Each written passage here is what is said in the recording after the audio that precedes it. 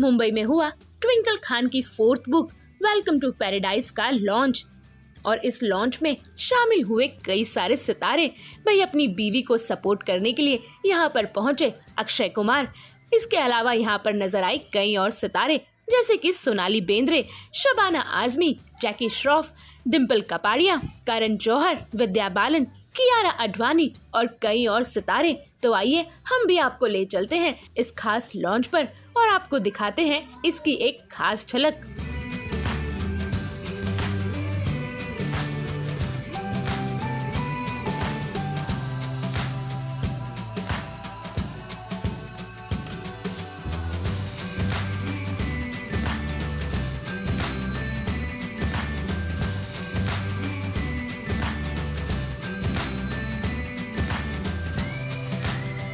So there's a reason why you are at every book launch. You're my lucky mascot. I've almost now become superstitious about it. And I was telling my mom that it's like Ganpati. Every book launch, I put you on this dais, and then I do your Visarjan the next day. And I think when Vidya and I were sitting backstage, I also said that if you pop it, I'm going to have your picture at my, 12th or 15th book launch, because that's the amount of faith I have in you. Just make sure you're wearing the right clothes when that happens, because you will be judged. Oh my God. And make sure it doesn't look like the D-Decor Fabric Air couch. I've just done some endorsements. 1 second, Simone is here and she's taken grave offense at this D-Decor fabric. I'm actually promoting it. I've even done it on my show.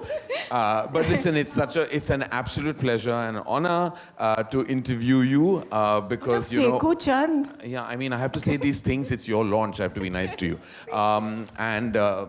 Conversations with you are like welcome to paradise anyway. You don't know if you're in hell or you're in heaven and you just... That's pretty much sounds like most people's marriages. That's also true. But Welcome to Paradise is now touted to be a juggernaut success. It is so different from everything you've done. We'll get to that later. But first things first, something I'm genuinely curious about. You went back to school. What prompted you? What made this happen? What was the experience like? I think I partly went back to university because I was approaching 50.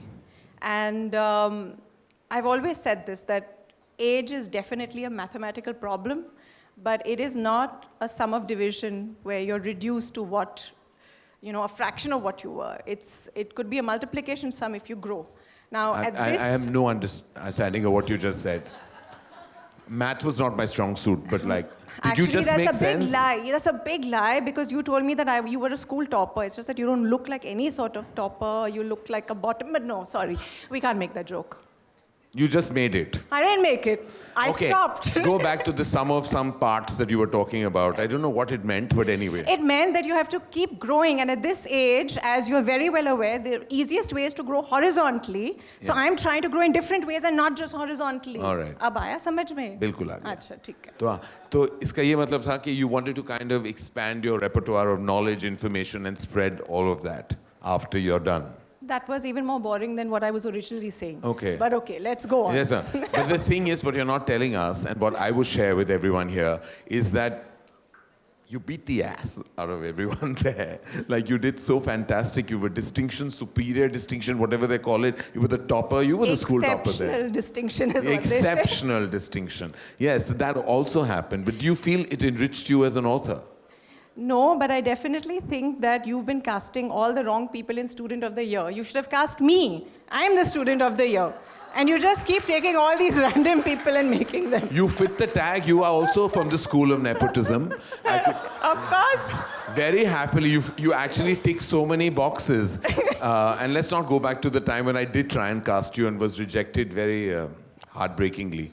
But anyway, you paved the way. Can we go back to the time when actually you were in love with me because my testosterone was 11 and I thought I was a man. I didn't have a penis, but I've always had the balls and you were in love with me. Can we go back to that bit? I can see Shabana ji dwindling in her seat into like shock, despair, and horror. And not just that, next to her is a very worried Vidya And an absolutely traumatized Kiara. No, Kiara is traumatized. Yes. I had to change the passage for her this morning because she Yes, said, this because is she very read- controversial, I can't read this. But, So, but Kiara's controversial meter is really quite low. I wanted many things shock and surprise her. The book, the 4 chapters and 1 novella. I have to say this. This is exceptional writing. And I'm not just saying it because I'm a friend. It's exceptional writing. you are saying it because you're my friend. Yeah, but... Also because you based Rocky Rani apparently on my marriage. That's what everyone is saying. I don't know. Is that true? No. How much can you leech off me, man? Yeah, well, it was an it was 2 people coming together who come from different schools of thought. That doesn't mean it's your marriage, Tina. And everything is not about you. It was in the press. Well, that's You okay. gave an interview. I didn't say these things. Don't go by what I say. So here's what I'm talking about. There is, of course, you've touched upon so many themes. Thematically, it is dark, of course. It's heartbreaking, very heartbreaking. It deals with death in a way that I haven't really seen. Yet there is so much humor and dark humor laced right through it. I also feel like it's very internal, because you've gone very deeply internal, you've gone back to your childhood. There's a lot of references, or rather inspiration from your Nani, her Islamic side, and Ismaili side, sorry. And there's also a lot of very, very, very wonderfully and deliciously written eccentric women. All of them of a certain age, all of them eccentric, breaking every myth, stereotype of what we read of women of a certain age. All of this in 4 short stories and 1 novella. I mean, it's no mean achievement. Congratulations. Thank you. Thank you. That's very kind. Thank you. So we'll go back to the fact that this big diversion, this creative diversion that you took from your last book, about fitting into about the comfortable pajamas, this is a totally different leap that you've taken. And was that also a conscious decision, or is it just part of the evolution of an author? No, if I'm honest, I think in my last book, I made a lot of compromises. I was under a lot of pressure, internal pressure, external pressure. You're Mrs. Funny Bones, there has to be a joke on every page. My protagonists were originally 60. I had to make them, like 30. So I felt that I had, done a disservice to myself. And then in this book, I was very clear that there are jokes, but only if they service the story. And there are all these amazing women, and I'm fascinated by older women. There is a certain richness and a texture in their stories that younger people, most younger people may not have. But the way that the world looks at them, it's like the minute you start putting on a hearing aid, everybody else around you becomes deaf, because that's the way it is. Nobody really wants to hear older people. And I know that you're a big advocate of youth. We have discussed this, that how do you stay relevant? No, really, don't make that face. I'm not saying anything bad.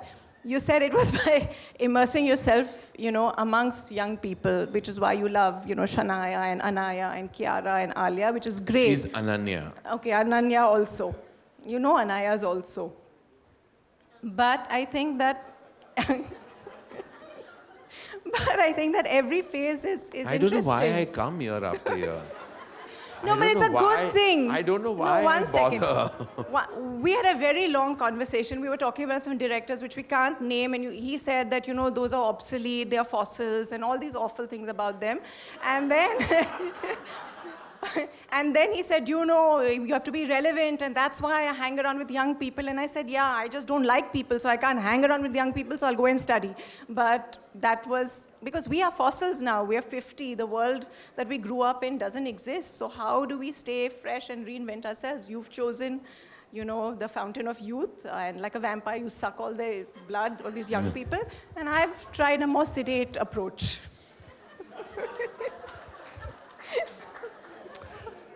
So basically what we've deduced from this is that in conversation is a wannabe young mind, and I'm talking to a prolific evolved mind. Basically, that is what our deduction is from this particular answer. And I'm very grateful that I've been invited to kind of ask you questions, and I'll go back with an exceptionally low self-esteem tonight.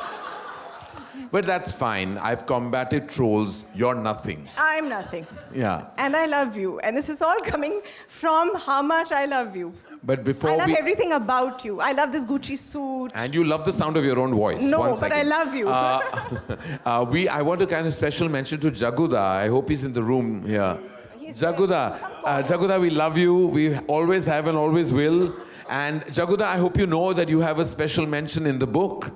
He has a cameo, and which is a really, really great cameo. And then Rakhi Sawant has a small cameo as well. She does. Well, you just made her day and we'll hear about it on Instagram.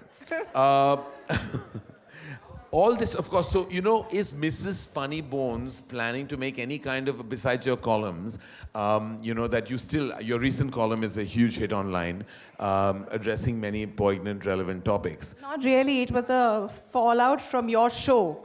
That was my last column. Because you call people on your show, then you trap them, then they say silly things, and they get into trouble, and then I write a column defending them. It's an old thing. We've done this many times. Yes. It's all you. You've done it every day. You saved you'll cure cancer one day. I know. Almost. I know you will. I absolutely know you will. I had a train of thought before I sat on this chair, and it's obviously been derailed because of all the absolute pearls of wisdom that are coming my way. Death is a recurring theme in your shorts and in the book. Death is something that we all have our own feelings about. Some fear it, some want it, some are completely traumatized by the idea of losing loved ones. They fear the loneliness post that. You've dealt with death in the most intriguing aspect. Is there something about death that fascinates you? I think it depends on every stage. I'm at a stage where, like a lot of people, our grandparents are gone.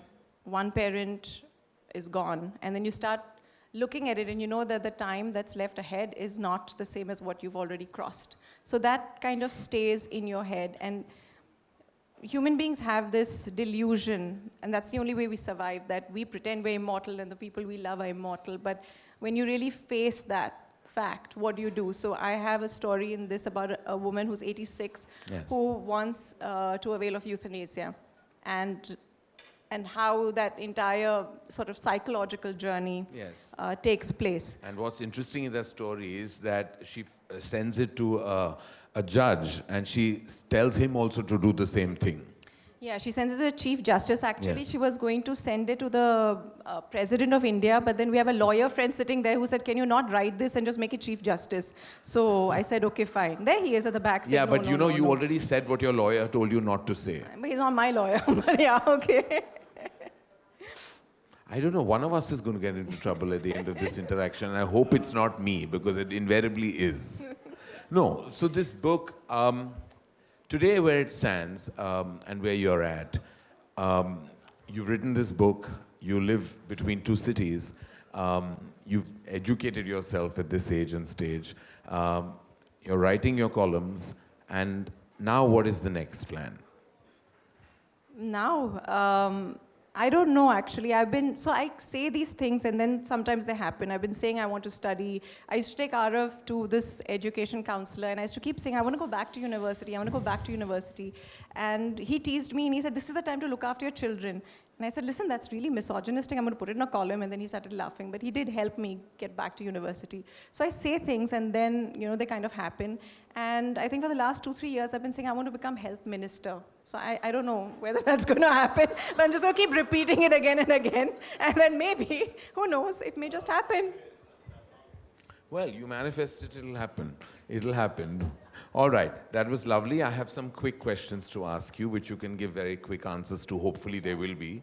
What do you prefer, Twinkle? Best-selling author or critically acclaimed one with no sales at all? I want to be Karan Johar with my own show, Coffee with Karan, where I make so much money, and I also go to people's birthday parties and they give me a craw for that. I want to be that person. Are you speaking to my agency by any chance? And are they divulging details that they're not supposed to? And what do you mean? I've been invited to various events to play rapid fire, even at a children's party, not just and I have accepted that invite. I think that's really good. My husband says that he'll go for anything as well, including mundans. And so no, that's we think fine. your husband and I think alike. I've been to a child's birthday party, but the child was, lo and behold, 2 years old. So there was not much of an interaction I really could have had, but I was there. Thematically in your book, and I'm only saying it because of that, this is not a dark question. Death by euthanasia when you think like you're done, or by natural forces? I think, well, it depends. It depends upon my situation. But yeah, everybody wants to kind of die in their sleep, but it doesn't happen. So then maybe euthanasia when it's all done with, and I know that I don't have much ahead. All right, and lastly, an eccentric family. You write many characters who are eccentric, or a hum saath saath hai one? I have an eccentric family that is hum saath saath hai. They never leave me and they're completely batty. I mean, my mother is sitting there and the things that she says to me, I've given her my book and she says, no, I've not read it yet because it's in my temple. I think she's waiting for Shivji to read it and give a review and then she'll read it. I'm not quite sure. She may not have read your last one either. Oh, she read it. She did, and then she underlined passages and then tried to explain to me what I had originally written. All right. Well, mothers are allowed to do anything. And then I was going to ask you for some rating before I close this chapter with you. Rate yourself on the following, as out of 10 as a mother.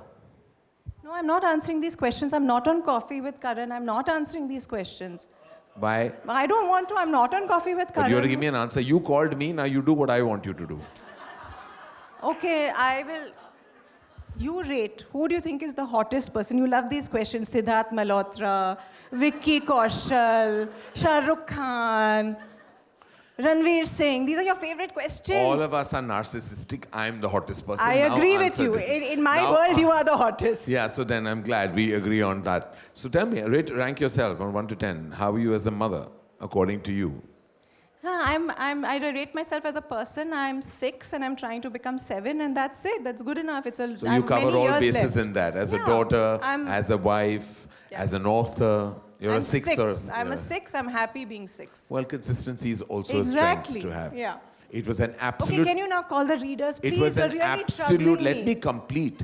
It was an absolute displeasure being in conversation with you. I hope never to repeat this mistake again. You have to come again. I also hope your book really sells like hot cakes, which I know it's going to. I hope it's going to top every chart. I say this with my love, with lots of love from the bottom of my heart. I ain't interviewing you again after this. You have to come back. Unless you pop it, then we have that picture. But don't, yeah. Just wait now, please. Never known, so I'm going to tell my mother. Can you call talked the about. readers, I please? will. I'm good. Okay, thank you. Would you like to leave? But before that, yes. Hi, everyone, and congratulations, Twinkle. I've enjoyed the bits that I've read. I haven't read the entire book, but I can't wait to read the rest.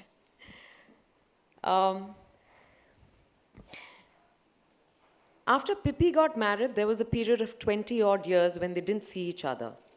She met him again at her Aunt Kusum's funeral, a somber occasion shadowed by the aftermath of the emergency and Indira Gandhi's recent electoral defeat. Her father would have been devastated. Nehru had been his idol.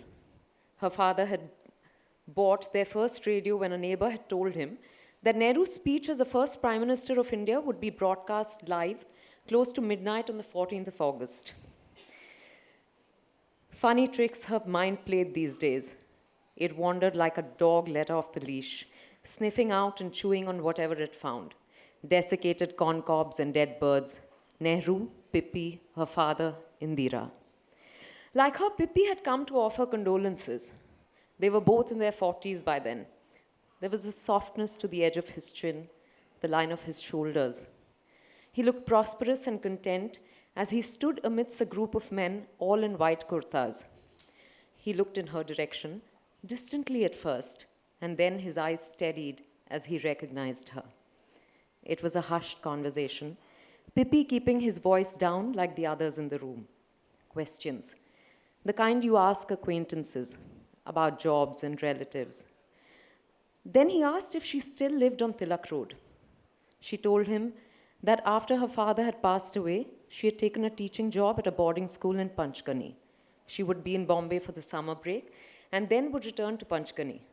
He said work brought him to Bombay often and asked if he could come and have tea with her the following Tuesday. He arrived 2 hours late, with the air of conviviality that he always carried with him. The train had been delayed, he said, offering her a newspaper-wrapped package as an apology. It was the first time he brought her vada pav from the station, a tradition that would last for over 4 decades. Madhura never told him that she didn't like pav.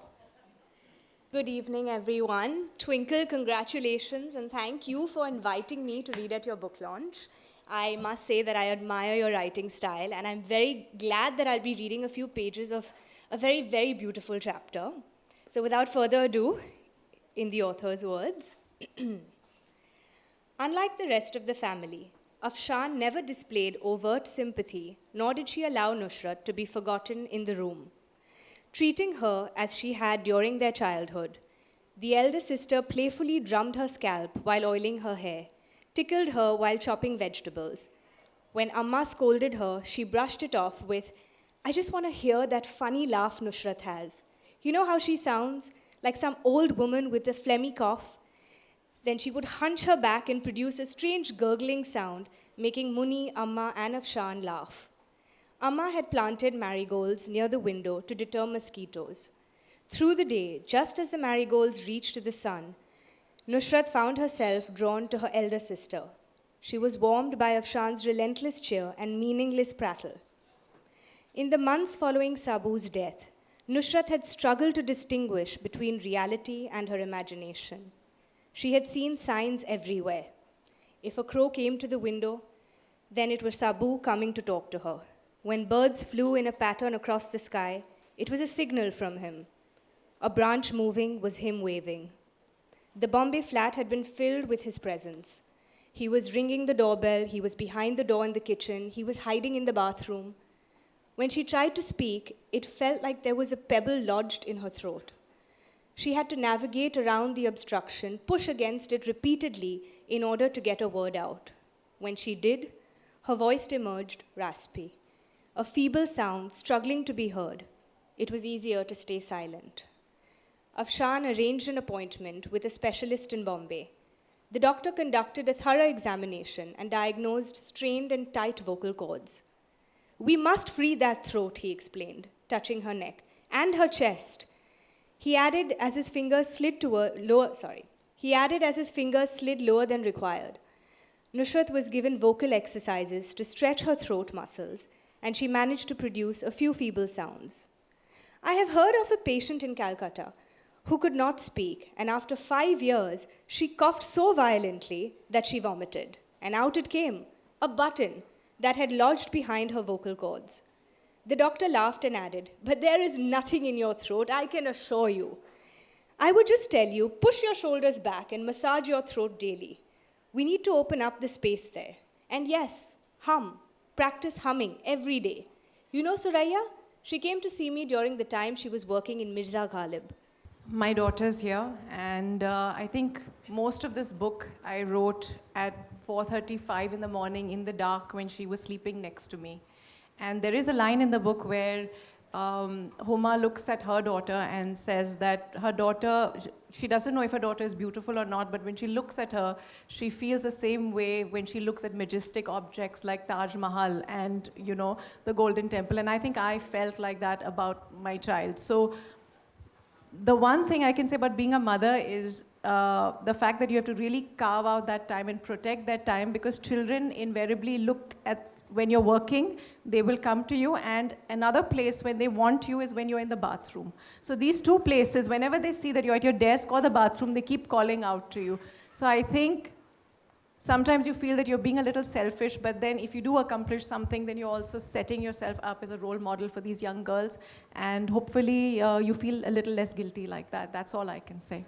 I mean, definitely your stories will have the truth, but the truth, I would say, in a very simple analogy, is like a potato. You can make aloo jeera, you can make French fries, but the chemical composition of that truth does not change. So is the truth present in my stories? Yes. Will you be able to recognize it? No, and I'm not going to tell you which parts are true, obviously. Otherwise, I would have written a memoir.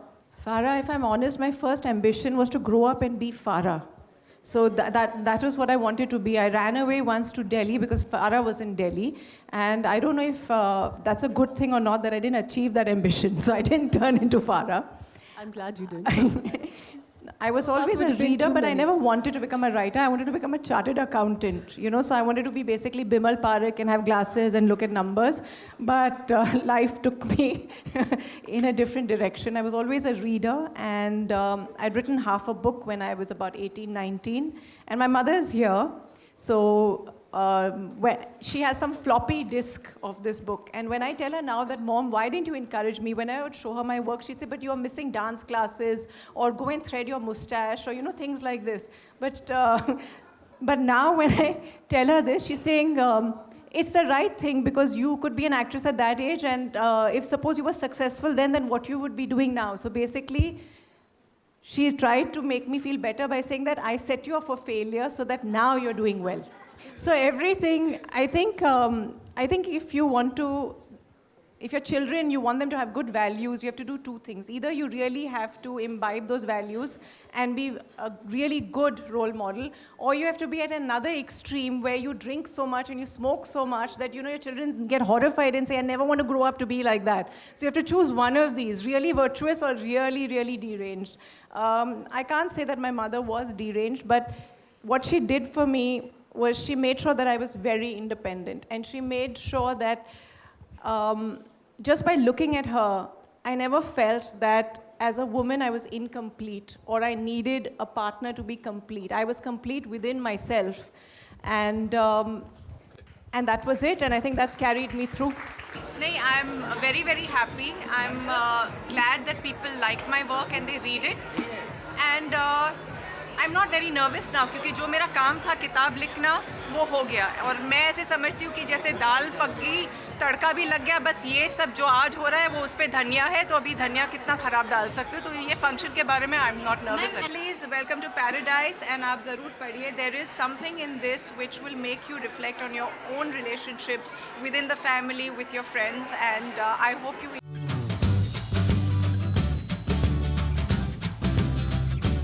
Mumbai से bureau report.